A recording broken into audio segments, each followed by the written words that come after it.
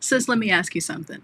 Have you ever left a talking stage with a man and felt like you went through a breakup when you weren't even together? Maybe you felt drained and exhausted and confused, and you were left wondering, why am I so tired from something that wasn't even real? Listen, you're not crazy and you're not broken. There's a reason why this happens and why it's so spiritually draining. And today, we're going to talk about how to break the cycle. First of all, you need to understand that talking phases are not harmless. They cost you spiritual energy. Many times, whenever we are giving emotional access to someone, we're also giving them spiritual access as well. I want you to think about it like this. It's kind of like having 10 apps open on your phone all at the same time, and then noticing that your battery has been drained on your phone. It wasn't a particular app that drained the battery, but it's that you had too many things running in the background at the same time. That's kind of what it's like when you're in a talking phase. There's a lot of things that are going on in the background.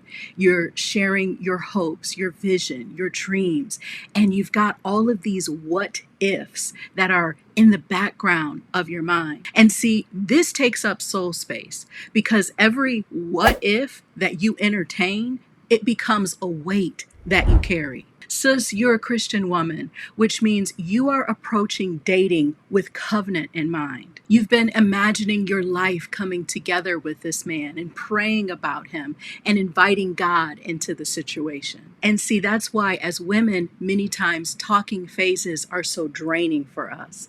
That man may just be exploring during the talking phase, but most women are spiritually investing during it.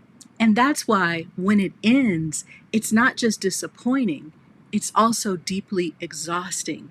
And if left unchecked, it can lead to discernment fatigue. This is why, as Christian women, we have to be very careful not to confuse being planted in faith with being stuck in fantasy. Because when it comes to dating and mating and even in the talking phase, it represents an entanglement.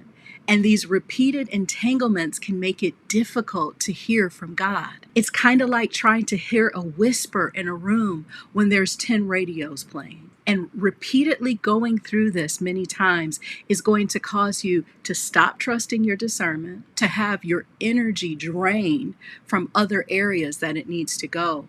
And more importantly, it'll cause you to mistake God's silence about that man for his approval. Let me just share this with you. One of the best things you can do while you're in a talking phase with a man is to learn how to be open-hearted without being spiritually exposed. And the way that you do this as a woman is to guard your imagination. When you're talking to him, you can't allow your mind and your heart to wander into futures that God hasn't confirmed. Listen, emotional access to you needs to be earned, not assumed. Before you engage with that man, you need to spend some time asking God to lead you and to help you keep your feelings from doing the leading. Sis, I want you to say this with me. I will not pour covenant energy into casual conversations. Come on, I want you to say that again. I will not pour covenant energy into casual conversations. So remember this. You're not broken because you feel this way. You're tired because you've been pouring into uncertainty. But God is calling you into clarity. Lately, God's been calling me to help women stop second guessing in love and to help them hear God's direction for it. And if you've been stuck in the cycle of situationships and talking phases and broken relationships, and it's led to a lack of clarity, I'd love to talk to you. Book a coaching session with me, and let's choose clarity together.